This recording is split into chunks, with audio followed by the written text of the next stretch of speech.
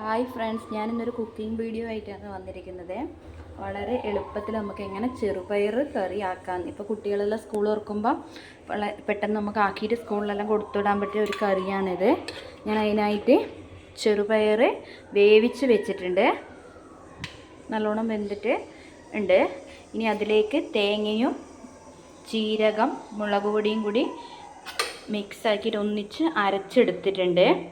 നമ്മൾ ചെറുപയർ വേവിക്കുമ്പോൾ അതിൽ മഞ്ഞൾപ്പൊടിയോ ഒരു 2 നുള്ള് ഉപ്പ് ഇട്ടിട്ടാണ് വേവിച്ചിരിക്കുന്നത്. അത് വെന്ത് വരുമ്പം ഈ അരപ്പ് അതിലേക്ക് ചേർക്കാം.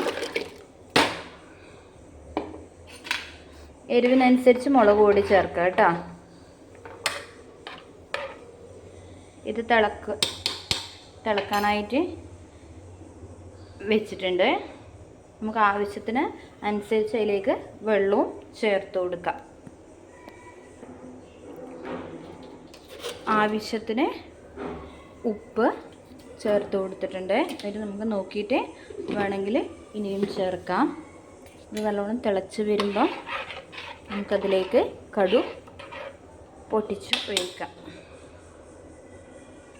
ഈ കറിയിലേക്ക് കരിവേപ്പില ചേർത്ത് കൊടുത്തിട്ടുണ്ട്. കറി നന്നായി തിളച്ച് വന്നിട്ടുണ്ട്. നമുക്കിനി കടു പൊട്ടിക്കാം. അതിലേക്ക് ഒരു കുഞ്ഞു പാത്രം എടുത്തിട്ടുണ്ട്. അതിലേക്ക് ഞാൻ കുറച്ച് വെളിച്ചെണ്ണ ഒഴിച്ചിട്ടുണ്ട്. ഇനി നമുക്കതിലേക്ക് കടുക് ഇടാം. ഞാനിതിലേക്ക് കടുക് ഇട്ടിട്ടുണ്ട്. കടുക് പൊട്ടുമ്പോൾ നമുക്ക് ഈ കറിയിലേക്ക് ഒഴിക്കാം.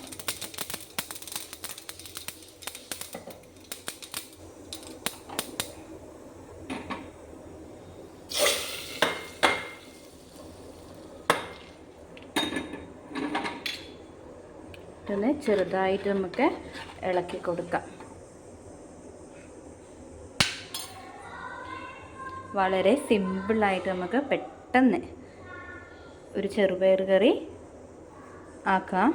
അതിന് അത്രയും ചേരുവകളും കുറവാണ്. ചെറുപയറും തേങ്ങയും ജീരകവും മുളക് പൊടിയും മാത്രം മതി. നല്ല ടേസ്റ്റി ആയിട്ട് കുട്ടികൾക്കെല്ലാം സ്കൂളിൽ കൊടുത്തുവിടാനെല്ലാം പെട്ടെന്ന് നമുക്ക് ഉണ്ടാക്കാൻ പറ്റിയ ഒരു കറിയാണ് ചെറുപയർ കറി. നമുക്കിതൊന്ന് ഇളക്കി കൊടുത്ത്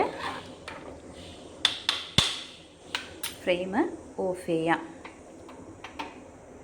നമ്മളെ ചെറുപയർ കറി തയ്യാറായി കഴിഞ്ഞു. വളരെ പെട്ടെന്ന് ആക്കാൻ പറ്റിയൊരു കറിയാണ് ചെറുപയർ കറി.